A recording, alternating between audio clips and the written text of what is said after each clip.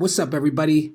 Hello, America, and everywhere else in the world. Welcome back to a brand new episode of Corey Has a Podcast. I am your host, Corey Easley, and the weather is breaking. Finally, it's getting a little warmer, so you know what that means? Bicycle season is coming up. Bicycles. You can get on a bike, you can ride it, you don't have to worry about your hands getting cold. I've been seeing all these delivery guys with these bikes, and I know they made that new invention where you stick your hands into these sleeves that keep your hands warm while you're riding on a bike on a cold day. And I'm sure you gotta also make sure the rest of your body is dressed appropriately when it's cold too. But like, I also just feel like there's a factor to that just makes it so unsafe. Like, your hands are not free. What if you're in a tight, like you're in a city, there's a lot of traffic, you're riding a bike in a bike lane, or there's people. Sometimes you might need to use your hands. You might need to use your hands to like stiff arm a van as you're coming around a corner real fast, or like pull somebody's wig off as you're riding because you might be, I don't know. Whatever it is, you might need your hands. You might need to answer your cell phone while you're riding a bike. But safety first. Am I right? So anyway, it's just getting nice outside and I'm super excited about it. I know I talk about the weather all the time, but like one time I met Mike Woods and I feel like obligated now to always at least mention what the weather is like. Also just timestamps, right? Like if I come back and listen to this, I kind of want to remember what time of year it was. So I'm just like, okay, the weather was nice. I tell you what, it's early in the morning. It's not that early anymore, but it's the morning time. And I'm doing this before the day before it comes out. I'm having a cup of coffee right now. I'm getting ready to go into a work day. The new studio that I'm working at is opening up, and these are some like preview classes that we got going on, which is really dope. I've been sitting here educating myself all morning, and I tell you what, YouTube has everything on it. I said this before and I'll say it again. If I wanted to learn how to build a house, I could probably go on YouTube and figure it out. But I'm over here sitting down watching all these different yoga masters teach me about the lingo. I think the one way to learn how to actually teach someone how to do something is to just get out there and try and suck for a while until you start to get the hang of it. But it would help to learn the lingo. And some words that at some point when I first heard them, I thought sounded kind of silly. They make sense to me now. But in this whole experience, I've just learned a couple of things. Number one, I am just like everybody else. And when something is new to me and I suck at it, it doesn't feel good. Number one. And obviously, right? Duh. Number two, can we say duh anymore, by the way? I think so. I think it's harmless. Number two, I can't record this podcast when I'm exhausted the day before it's supposed to come out because I just noticed that I just start being like pitiful, pathetic, and like I get to a level of introspective where it's like, yo, man, why don't you go talk to a therapist? This is not the space. So, hey, listen, I apologize to everyone for anything that may have sounded like that over the last couple of weeks. But hey, listen, at least I keep it real, baby. I just can't fake it. I've never been good at pretending that I'm in a good headspace, if I'm not. So, I'm checking my emails right now because sometimes I'll get an email for this podcast, but most of the time I don't. But hey, listen, I still love all of you. Yeah, so I'm learning a lot. And one of the instructional videos I was watching, the lady was like, hey, and if someone farts in your class, what do you do? And I was like, is that real? Like, I didn't know. I remember when I was like in high school, I guess, and Jackass was on MTV and Johnny Knoxville went to a yoga class and was ripping farts in the yoga class. And I think he like it was, people were reacting to it because it was excessive. And I'm sure people don't fart like that in yoga classes, but I guess you just get put into these positions where you can't hold them in. You know, you ever think about going on a first date with someone and you gotta rip one, but you're holding them in? I tell you what, man, I whenever I hold a fart in, I feel like I'm doing God's work because my farts are the worst smelling farts that you. My farts smell like the person is dead now, right? Like it's got to be that last fart. Like when they say they say when you die you automatically shit yourself, you evacuate your bowels. That's what it smells like. That's what I imagine it would smell like. I've never been around the room with somebody shitting themselves to death, but I would have to imagine that it's just bad. Like it's bad when you don't even like it, right? Like I get mad at myself. Like if I was on an elevator alone and I farted, I would be very upset. But so I, in order to protect people, I just don't do it, or I'll just hide somewhere. So if you ever see me hiding somewhere, keep a safe distance, or we're playing hide and seek and you you found me. How did you play hide and seek as a kid? How did you do it? Did you play like hide and seek fused together with freeze tag? Do you remember that shit? Remember when people would just be on base? I got to a point when I was a kid where I was like, playing tag with kids who just are on base the whole time is fucking. These motherfuckers are lazy. Like I don't even want to play with them anymore. Or like, remember no tag backs? No tag backs was the shit. Because you could tag somebody and they can't tag you back. Because you ever see a tag fight where a motherfucker tags somebody and then the person tags them back and then they just keep chasing each other? Tag was a pretty dope game though. Like I don't think kids really play tag anymore. Let me look that up. Because I feel like if they did, there would be less childhood obesity. Because you have to run a lot. Let me see. Do kids play tag? And wait, should I write anymore? Yeah, why not? Do kids play tag anymore? Question mark.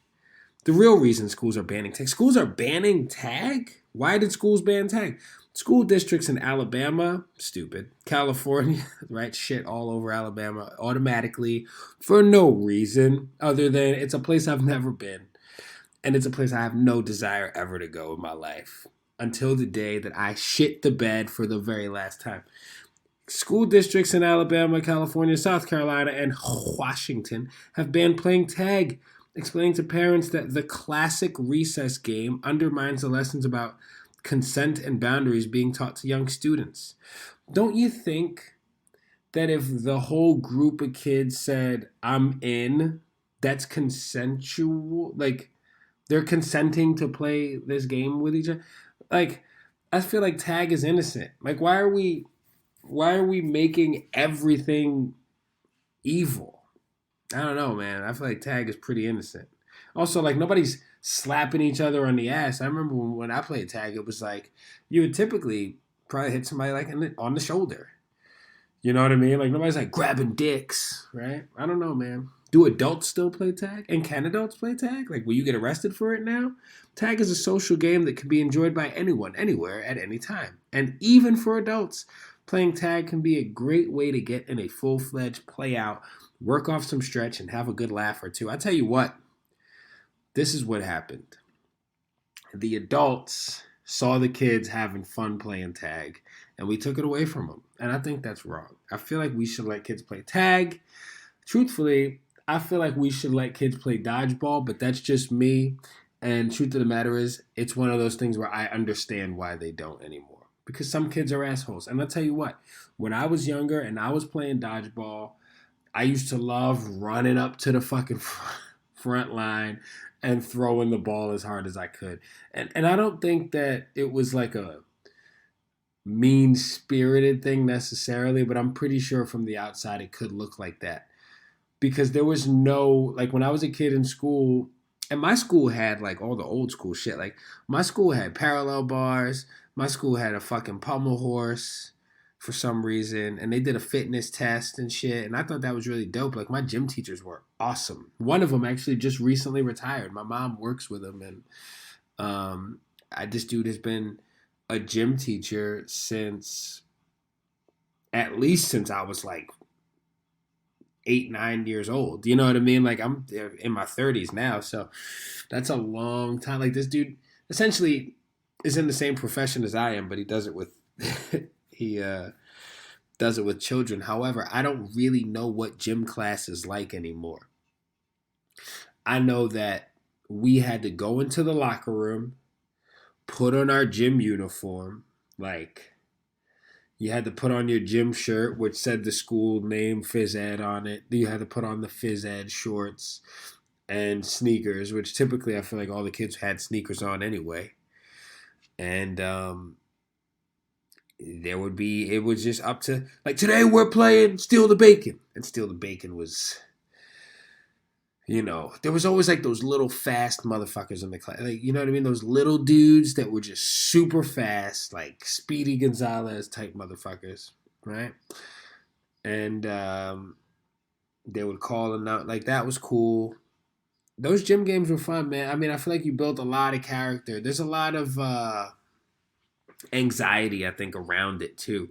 I think there's a lot of shame. But the thing is, once you rip the Band-Aid off, and just come out and run out for the bacon. And even if you lose, you know what I mean? Like, like if you're a betting person and you were watching people run out to steal the bacon, you could pretty much know who was gonna get it almost every time, right? Like you could safely bet. But every now and then it would get really exciting and you would get two super fast people. And you'd be like, oh shit, what's gonna happen now? And it's fun and it's a good time.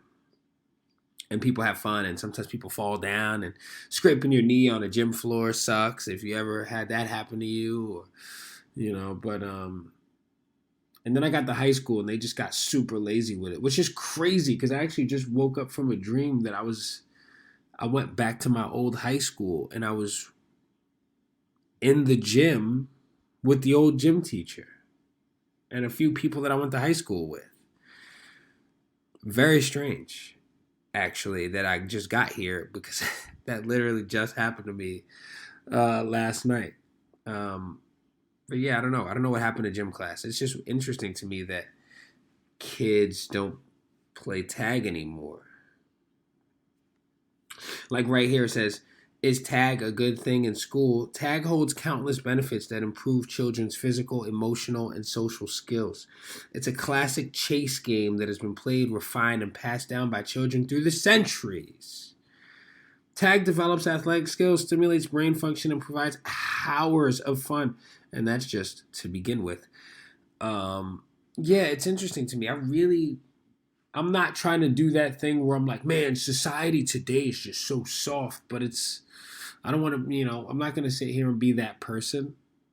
But I think that there are some things that I am allowed to disagree with. And I don't think tag is there's no malice in playing a game of tag. It's just honestly getting kids to get up off their asses and run around like motherfuckers will sit down in front of a computer screen and play video games. And it's like, I get bummed out. I actually get bummed out when I see kids who are so severely overweight that they just can't run around on a playground, because it just puts you in a position to be an adult that has to deal with a lot of health issues. And I think it hits close to home for me because of seeing people in my family that I care deeply about suffer because of the health issues that come with being severely overweight, right? So it's a thing that honestly, like, I'd be lying if I said that wasn't a part of the reason why I do what I do for a living, right? So that's just me. But I think tag is I disagree with these guys about tag being banned. I think it's kind of dumb, but it doesn't say New York, so New York wins again. California sucks. I just heard recently somebody was talking about, oh, New Yorkers are so rude. And I'm like, what? I don't think New Yorkers are rude. I think New Yorkers are friendly. I think New Yorkers are healthy. And I'm not about to sit here and be like, yeah, New York is the best place in the world.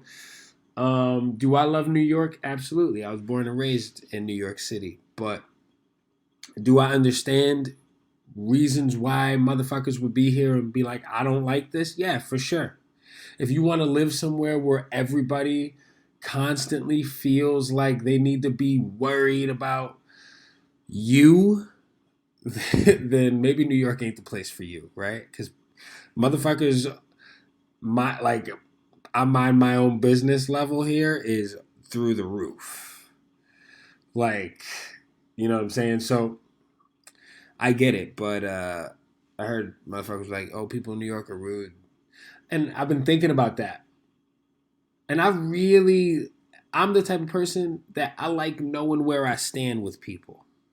So I appreciate anyone being honest enough to, like, if someone doesn't care for me very much, I don't really need them to pretend that they're my friend. Like, I'd rather have them just not interact with me and I won't interact with them. You know what I mean? Like I'm not like some kid in his 20s like, yeah, and if I see that motherfucker, we going to like it's not like that. It's just like, all right, man, like we don't have to pretend we're cool. We just won't bother you. Like I will not bother you and you won't bother me. And if I was in a professional atmosphere where there was somebody that I didn't necessarily agree with very much, I'm still a professional, but I think it's really interesting to me when people grow up in certain places and will come to a city like this. I'm in New York, by the way. Come to a city like this and be like, it's just weird to me that not every single person I pass on the street smiles and says hello. But there are so many people here, too. There's so many people. You're rubbing elbows with everybody all the time. You know, we also just had a global pandemic that I don't know if you guys heard about this, but no, we've had this, and people aren't really trying to be all up in each other's faces, right? I will say this: the older I get, the more, and I've always cared about this, but the older I get, the more I care about good customer service.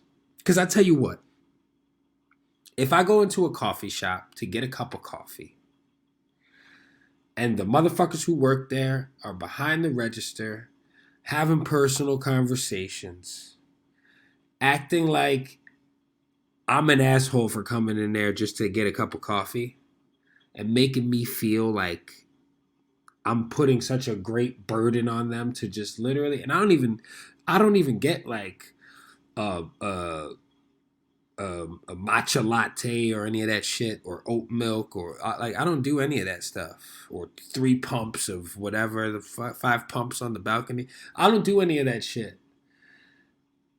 5 pumps in the broom closet. I just want a black cup of coffee. Just like literally just pour it out of the pot into the cup and put a fucking lid on it. And that's it. No room for milk. And I smile and I'm like, thank you. And I always like, and if the option to leave a tip, I leave a tip. You know what I mean? Like, because I feel like you pay it forward and you come in and, you know, like this person is working, doing honest work. But if I just catch a fucking attitude, I'm just like, yo, man, like, yo, you got a job where you're client facing. I don't know what you have going on outside of this place. But yo, you got to be cool with the customers. Yo, if I owned an establishment and I walked in there, I would read Yelp reviews straight up. Not because I want to get people in trouble or I want people to be out of a job, but because I believe that providing the best customer service is everything. I think the coffee could be mediocre. But if the service is excellent, I go get coffee at El Barista in East Harlem. And every time I go in there, I have a really wonderful experience. Like, I've gone in there a couple times. The girl was like, "Are you a student?" And I was like, "No, I'm not." And she goes, "Oh, wow, thanks for being honest." And I was like, that's really funny. Like, I guess people come in here and try to pretend that they're a student to get a discount. I mean, hey, man, coffee's more expensive than it should be. Everything's more expensive than it should be. You know, M&M's used to cost 50 cents at the store. Now I don't know how much they cost. Actually, let me look it up. so I could. How much?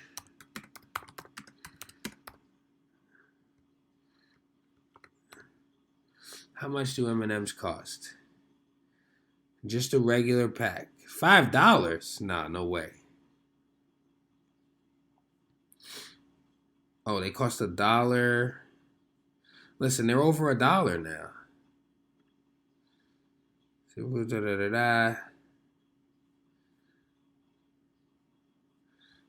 I can't even find this shit. Listen, the point is, they're over $1 now. They used to be 50 cents. Shit's too expensive. But listen, I go to the coffee shop. I give a tip. I smile. I'm nice. I'm friendly. If you're client facing, you should be friendly. There's nothing worse than going to a place, even if the food is excellent, which will keep you coming back. Or the coffee is incredible, but the service sucks. It just leaves a bad taste in your mouth. I don't like it. I'm not into it. But hey, listen. I'm gonna get out of here. I hope you guys all have a great week. I hope you guys, if it's the morning, I hope you're having a delicious. I'm having a cup of coffee right now. By the way, I'm having a classic cup of Bustelo. Okay, grew up on this. This is the good stuff. It's the same price as it's been for a long time, right? But there's better coffee out there. I know that. But hey, listen, this makes me feel comfortable. So do something nice for you. While you're stepping out of your comfort zone, hold on to something that you know is a tried and true classic, baby. And listen, take care of yourself. Have a great day. Get into therapy. Talk to somebody. Later.